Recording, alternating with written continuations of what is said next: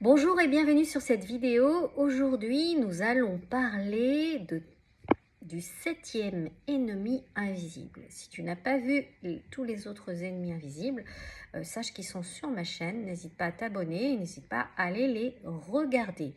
Je te fais un petit récap.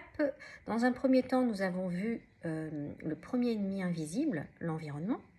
Le deuxième était tes croyances, le troisième était ton hygiène énergétique, le quatrième était tes peurs, le cinquième était le pouvoir dans le verbe, le sixième était l'état de conscience dans lequel tu te situes, et le septième, c'est quoi? C'est la pollution psychique.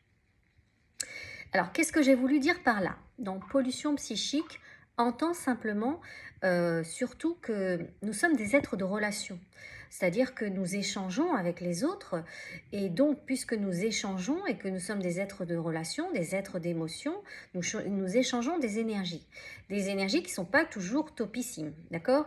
L'idée c'est que ces énergies qui peuvent être des énergies plombantes créent une espèce de pollution psychique qui se déverse littéralement dans nos centres d'énergie, dans notre aura et dans nos chakras. Ok?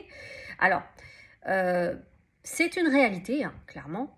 Ceux qui en sont le plus impactés sont ceux qui sont souvent exposés lorsque des gens s'expriment et qui sont dans des vibrations basses et qui expriment leur drama, les choses par lesquelles ils sont challengés. Ils échangent et lorsqu'ils échangent, ils déversent, ils vomissent psychiquement leur énergie, et donc nous qui sommes dans la compassion et dans l'écoute, pour peu que nous soyons poreux, je vais y arriver, et bien on absorbe cette négativité qui va impacter nos énergies. Donc, si j'avais quelques astuces aujourd'hui à vous donner, ce serait déjà d'en prendre conscience, ok, de savoir que les échanges, il y a des échanges qui peuvent être porteurs et des échanges qui peuvent être plombants. Si vous êtes avec des personnes qui abordent des sujets qui ne sont pas forcément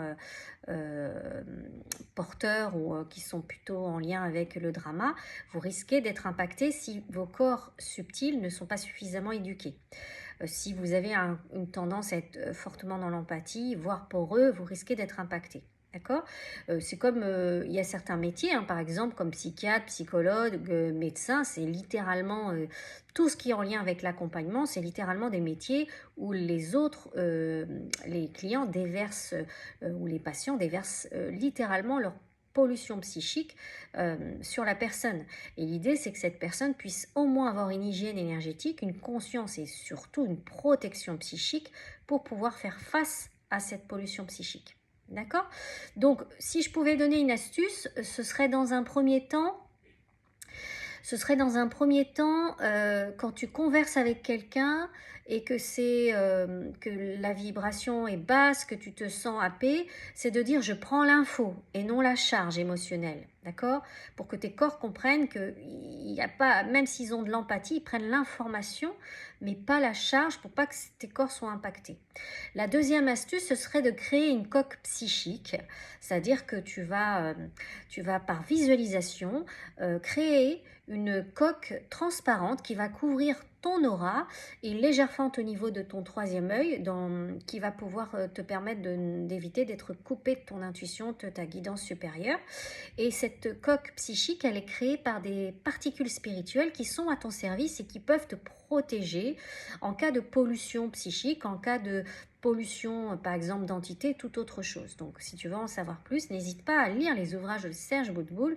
Ils t'aideront clairement à conscientiser cet aspect-là. Et ensuite, une dernière chose que je pourrais te confier, alors j'ai oublié de te dire, la coque psychique peut aussi t'aider face au vampirisme énergétique. C'est quoi le vampirisme? C'est qu'il y a des gens qui sont en déficit d'énergie et qui ont soif d'énergie.